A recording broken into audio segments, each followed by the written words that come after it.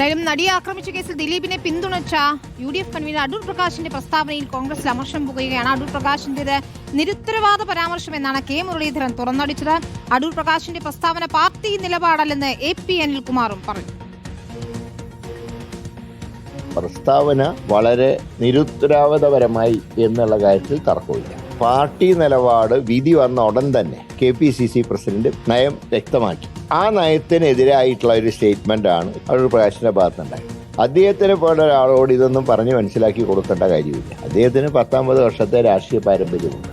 അങ്ങനെ ഒരു വ്യക്തി എന്താണ് ഇങ്ങനെ ഒരു സ്റ്റേറ്റ്മെന്റ് ഇറക്കിയത് എന്ന് എനിക്ക് മനസ്സിലാവുന്നില്ല. അത് രാഷ്ട്രീയ എതിരാളികൾക്ക് അടിക്കാനൊരു ആയുധം കയ്യിൽ കൊടുക്കുന്നതിന് തുല്യമായി പോയി. പക്ഷേ എങ്കിലും അതൊന്നും ഇലക്ഷനെ ബാധിക്കില്ല. കാരണം അത് ഇല്ല, കോൺഗ്രസിൽ ഒറ്റ അഭിപ്രായമുള്ളൂ. ഇന്നലെ KPC പ്രസിഡന്റ് നിങ്ങൾ കണ്ടോറില്ല, 7 മണിക്ക് വളരെ വ്യക്തമായിട്ട് അദ്ദേഹം പ്രസ്താവന നടത്തിയത്. KPC പ്രസിഡന്റ് ആദ്യം പറഞ്ഞ അതേ അഭിപ്രായമാണ്. അത് തെളിവുകൾ ശേഖരിക്കുന്നിടത്ത് പോലീസിൻ്റെ അടുത്ത് വന്ന വീഴ്ച, പ്രോസിക്യൂഷൻ്റെ ഭാഗത്തു നിന്നുണ്ടായിട്ടുള്ള വീഴ്ച, അതിൻ്റെ ഉത്തരം പറയേണ്ടത് യഥാർത്ഥത്തിൽ ഗവൺമെൻറ്റാണ്. ഇതിനെ ഗൗരവത്തോടു കൂടി കാണാതെ പോയതാണ്. ഇക്കാര്യത്തിൽ KPCC വ്യക്തമായി പറഞ്ഞിട്ടുണ്ട്, സംസ്ഥാന ഗവൺമെൻറ് അപ്പീൽ പോകണം എന്നുള്ള കാര്യം പറഞ്ഞിട്ടുണ്ട്. അതിനപ്പുറത്തൊരു വിവാദം അതില്ല.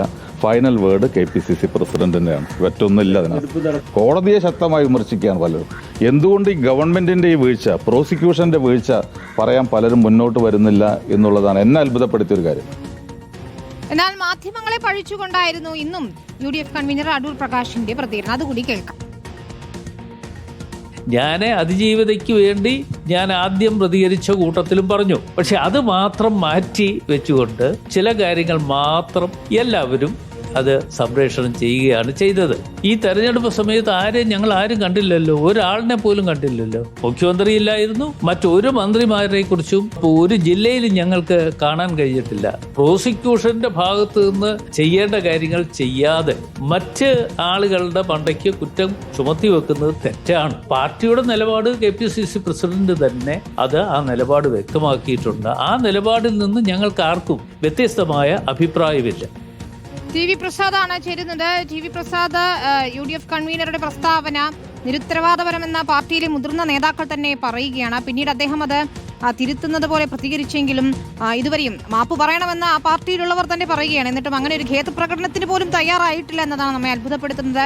UDF കൺവീനറായി ഇരിക്കുന്ന ഒരാളാണ് ഇപ്പോഴും ആ നിലപാടിൽ ഉറച്ചു നിൽക്കുകയും ചെയ്യുന്നത്.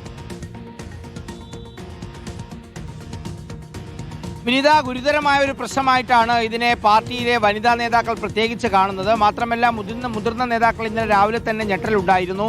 ആ അടൂരിൽ വോട്ട് ചെയ്ത് പുറത്തിറങ്ങിയതിന് പിന്നാലെയായിരുന്നു ആ ഗുരുതരമായ പരാമർശം. അത് UDFന് വലിയ പ്രതിസന്ധി തെരഞ്ഞെടുപ്പിനിടയിൽ ഉണ്ടാക്കി എന്നുള്ളത് ശരിയാണ്. അതുകൊണ്ട് തന്നെയാണ് വളരെ പെട്ടെന്ന് KPCC ഓഫീസിലെത്തി അത് തിരുത്തി പറയാൻ തയ്യാറായത്.